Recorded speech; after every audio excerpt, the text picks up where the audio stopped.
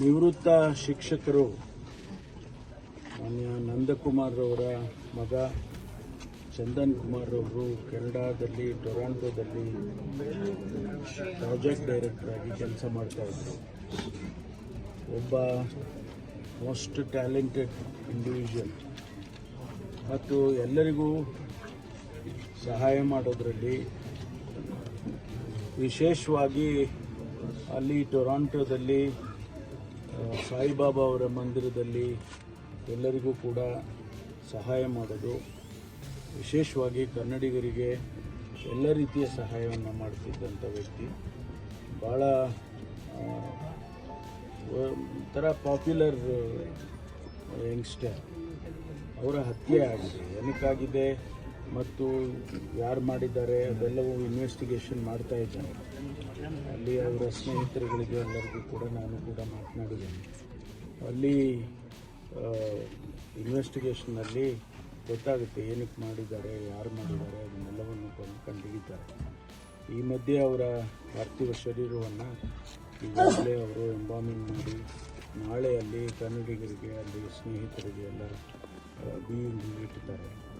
ಆಮೇಲೆ ಶನಿವಾರ ಟೆಂಟೇಟಿವ್ ಆಗಿ ಶನಿವಾರ ಇಲ್ಲಿಗೆ ಬರುತ್ತೆ ಅಂತ ತಿಳಿಸಿದ್ದಾರೆ. ಎಂಬಸಿ ಅವರು ಮತ್ತು ಅಲ್ಲಿನ ಕನ್ನಡ ಸಂಘದವರು ಅವರೆಲ್ಲರೂ ಕೂಡ ಸೇರಿಕೊಂಡು ಇಲ್ಲಿಗೆ ಕಳಿಸುವ ಏರ್ಪಾಟನ್ನು ಮಾಡಿದ್ದಾರೆ. ಶನಿವಾರ ಇಲ್ಲಿಗೆ ತಲುಪಬಹುದು. ನಮ್ಮ ಏರ್ಪೋರ್ಟ್ನಲ್ಲಿ ಏನೆಲ್ಲ ಪ್ರೊಸೀಜರ್ಸ್ ಇದೆ ಅದಕ್ಕೆಲ್ಲ ಸರ್ಕಾರ ಅದನ್ನು ಸಹಾಯ ಮಾಡಿಕೊಂಡು ಇಲ್ಲಿಗೆ ತರೋದಕ್ಕೆ ಈಗಾಗಲೇ ನಾನು ಸೂಚನೆ ಕೊಟ್ಟಿದ್ದೇನೆ ಮತ್ತು ಜಿಲ್ಲಾಧಿಕಾರಿಗಳು ಮತ್ತು ಈಗ SP ಅವರೆಲ್ಲರೂ ಕೂಡ ಮಾಡ್ತಾರೆ. ಭಾಳ ವಿಷಾದಕರವಾದಂಥ ಸಂಗತಿ. ಅವರಿಗೆ, ಅವರ ಸ್ನೇಹಿತರಿಗೆ, ವಿಶೇಷವಾಗಿ ತಂದೆ ತಾಯಿಗಳಿಗೆ ಒಬ್ಬನೇ ಮಗ ಅವರು ಇವತ್ತು ಅವನ್ನ ಕಳ್ಕೊಂಡಿರ್ತಕ್ಕಂಥದ್ದು ಖಂಡಿತವಾಗಿ ಯಾವುದೇ ತಂದೆ ತಾಯಿಗೆ ಅತೀವ ದುಃಖ ಆಗ್ತಕ್ಕಂಥದ್ದು. ನಾವು ಕೂಡ ಆ ದುಃಖದಲ್ಲಿ ನಾವೆಲ್ಲ ಭಾಗಿಯಾಗಿದ್ದೇವೆ. ಅವನ ಆತ್ಮಕ್ಕೆ ಶಾಂತಿ ಸಿಗಲಿ ಮತ್ತು ಅವರ ತಂದೆ ತಾಯಿಗಳಿಗೆ ಆ ನಷ್ಟವನ್ನು ಭರಿಸ್ತಕ್ಕಂಥ ಶಕ್ತಿ ಭಗವಂತ ಕೊಡಲಿ ಅಂತೇಳಿ ನಾನು ಕೂಡ ಪ್ರಾರ್ಥನೆ ಮಾಡ್ತೇನೆ. ನೀವೆಲ್ಲ ನಾವು ಇಲ್ಲಿ ಇರ್ತಕ್ಕಂಥ ಸ್ಥಳೀಕರೆಲ್ಲರೂ ಕೂಡ ಭಾಳ ಮೇಷ್ಟ್ರ ಜೊತೆಯಲ್ಲಿ ಆ ನೋವನ್ನು ಹಂಚ್ಕೊಳ್ತಕ್ಕಂಥ ಕೆಲಸವನ್ನು ನಾವೆಲ್ಲರೂ ಮಾಡೋಣ ಅಂತಕ್ಕಂಥ ಮಾತನ್ನು ಈ ಸಂದರ್ಭದಲ್ಲಿ ಕೆನಡಾದಲ್ಲಿ ಇದೇ ಮೊದಲನೇ ಬಾರಿ ಒಬ್ಬ ಕನ್ನಡಿಗ ಹತ್ಯೆಯಾಗಿರ್ತಕ್ಕಂಥದ್ದು ನನಗೆ ಬಂದಿರುವ ಮಾಹಿತಿ. ಇದೇ ಮೊದಲನೇ ಬಾರಿ ಕನ್ನಡಿಗನೊಬ್ಬನ ಹತ್ಯೆ ಆಗಿರೋದು. ಇನ್ನು ಮುಂದೆ ಆ ರೀತಿ ಆಗಬಾರ್ದು ಮುಂದೆ ಅಂತ ಹೇಳಿ ಅದು ಅಲ್ಲಿನ ಸರ್ಕಾರ ಈಗಾಗಲೇ ಅವರು ತನಿಖೆ ಆದೇಶ ಮಾಡಿದ್ದಾರೆ, ತನಿಖೆ ಪ್ರಾರಂಭ ಮಾಡಿದ್ದಾರೆ. ಏನು ಅಂತ ಆಮೇಲೆ ಗೊತ್ತಾಗುತ್ತೆ.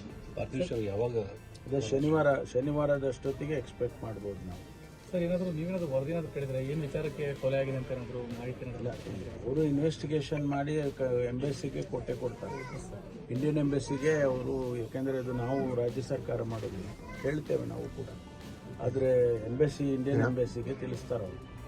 ಆಮೇಲೆ ನಮ್ಮಲ್ಲಿ ಎಕ್ಸ್ಟರ್ನಲ್ ಅಫೇರ್ಸ್ ಮಿನಿಸ್ಟ್ರಿಯಿಂದ ನಾವು ಮಾಹಿತಿ ತಗೊಳ್ತೀವಿ. If you like this video ಬೇಗ ಲೈಕ್ ಮಾಡಿ, ಕಾಮೆಂಟ್ ಮಾಡಿ, ಶೇರ್ ಮಾಡಿ ಹಾಗೂ ಯೋಯೋ ಟಿವಿ ಕನ್ನಡವನ್ನು ಸಬ್ಸ್ಕ್ರೈಬ್ ಮಾಡಿ.